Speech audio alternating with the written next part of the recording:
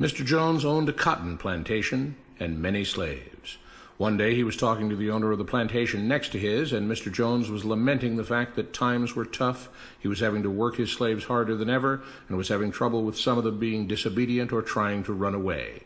The other plantation owner said he knew someone who could help. Day 1. One day Mr. Jones called his slaves together so a man named Mr. Smith could talk to them.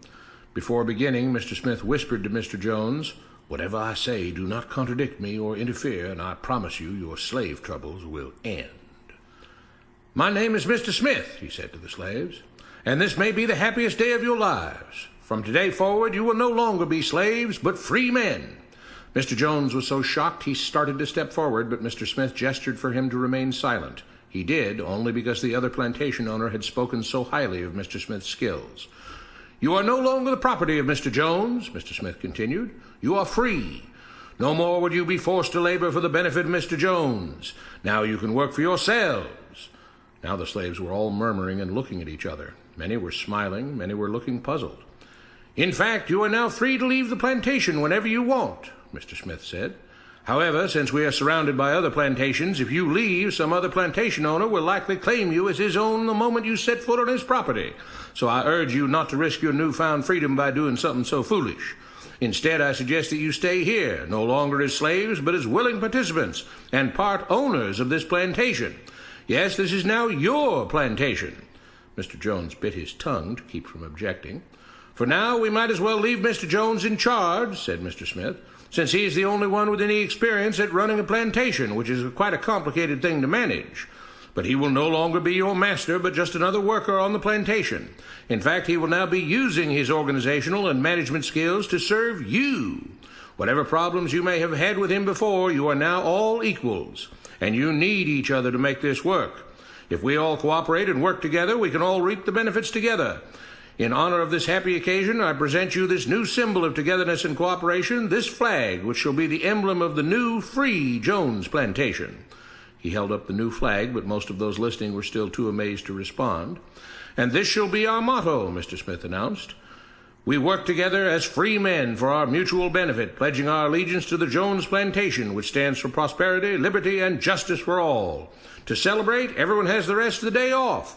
Enjoy your freedom, do as you please, and be back here tomorrow morning, bright and early, so that we may begin work on this great and noble new endeavor as equal free men." Finally convinced that Mr. Smith was serious, the former slaves applauded and cheered. Day 2. "We all want this plantation to do well," Mr. Smith said at the beginning of the next meeting, "so we can all share in the benefits. We all know that it takes a lot of effort to make a cotton plantation work. Just because you're all free doesn't mean you can stop working. In fact, since you're now working for yourselves, I expect you to work even harder than ever before, but now with pride and joy, knowing that you're working for yourselves. Of course, there still have to be rules. If everyone just does whatever he wants, the plantation won't produce anything. This experiment will fail, and we'll all starve. You should be thankful that Mr. Jones has agreed to stay on to lend his knowledge and skills to this endeavor, and I trust you will all do your own part to make this work. Several of you have been chosen to act as project supervisors to manage different aspects of the operation, to make sure everyone is doing his assigned job, to make sure that the rules are followed, and so on. The rest of you may head out to the fields to start your first day of work as free men." Day 3. The next morning, Mr. Smith had a grim expression on his face as the daily meeting began. "I have an unpleasant duty to do today," he said. "Yesterday, Charles was caught keeping some of the cotton he picked, presumably to sell for his own personal profit. That is against the rules. That is stealing. For that, Charles must be punished." Two men tied Charles to the whipping post. "I take no joy in this," Mr. Smith continued, "but you must understand, if we do not maintain order, if we do not have rules that we all abide by, then the plantation will fail, and we will all suffer." The whip cracked against Charles' back. "But if we all pitch in for the common good, then we can all prosper. Being free doesn't mean you should be selfish and greedy. We must each do our assigned duties and obey the rules, and then we can all benefit, and each of you will receive your appropriate share of the profits." A young man named Samuel stepped forward. "But if you and Mr. Jones decide the rules and whip us if we disobey, how is that any different from what we had before?" "How can you say that?" Mr. Smith asked. "I'm shocked. You were a slave before, and now you're free.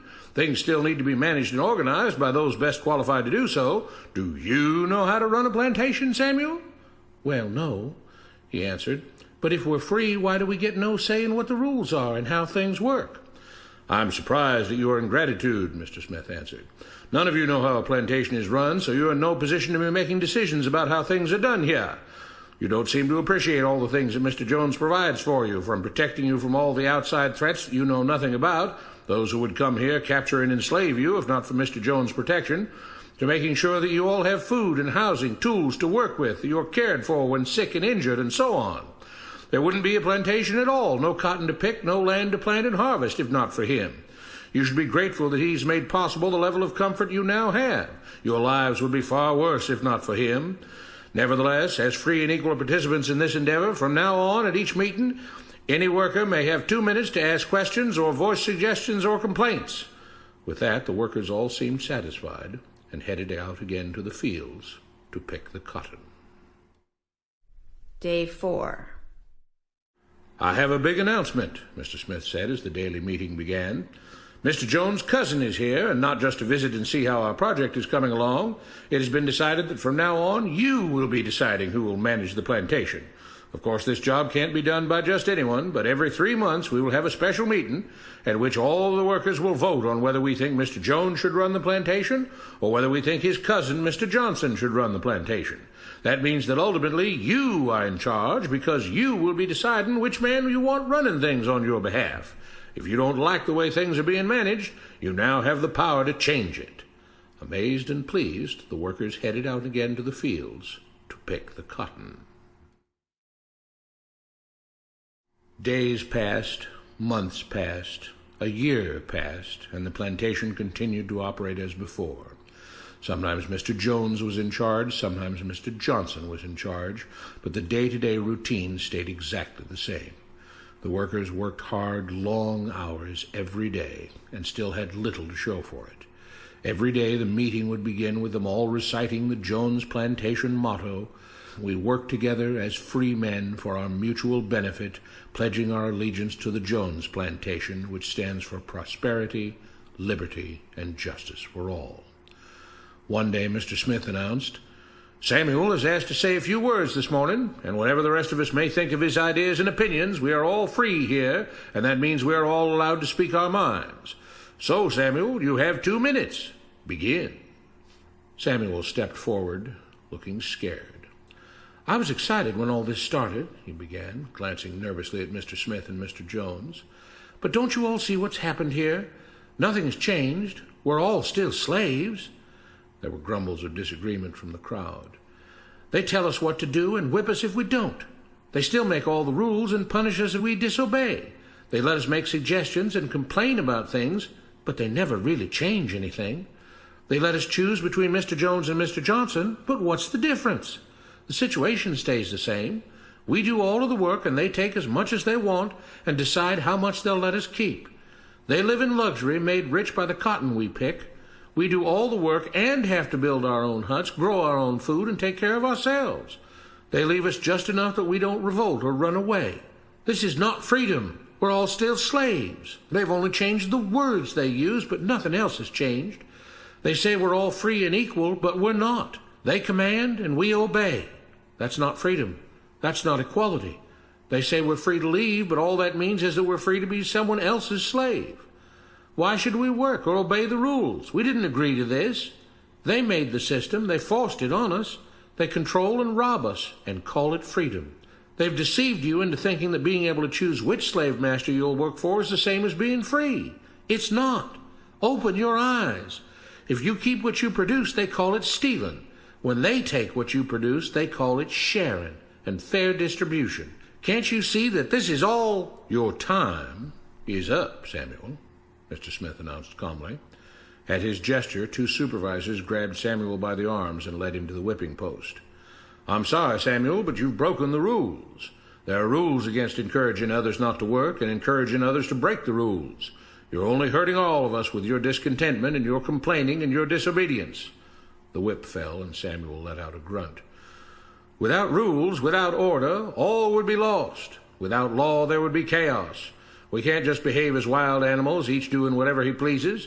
We must all follow the plan and all do our duty for the betterment of everyone. And those who do not must be punished. The whip fell again, and blood flowed freely from Samuel's back. Samuel, it is you who are stealing from the others. When you don't do your assigned work, you are making more work for others. When you disobey the rules, it is you who are endangering the future of everyone else here. You are the thief. You are the criminal. You are the one trying to destroy the arrangement that keeps us all safe and prosperous. At every lash of the whip, the other workers cheered louder and louder, some yelling curses at Samuel. Being spoiled and selfish, you complain about everything, talking as if you're oppressed. But you are the one ruining things. You are the one keeping us from being all we could be. It is your greed and your rebelliousness that is hurting all of us. They all play by the rules, Mr. Smith said, gesturing at the others. What makes you think that you don't have to? You think you're above the law? There were loud yells of agreement as the whip fell again. We must maintain order, Mr. Smith proclaimed, to make this plantation great, to make it so that we can all be happy and prosperous. To have the society we want, there have to be rules. We all have to contribute our fair share to this great endeavor, and we cannot tolerate actions and attitudes that seek to undermine the amazing things that together as free men we have achieved and will continue to achieve. Mr. Jones was smiling as he gave Mr. Smith a pat on the back. The crowd was cheering so loudly that none of them had noticed that Samuel had died. What you have been taught about government and politics is no more accurate or reasonable than what Mr. Smith taught the slaves.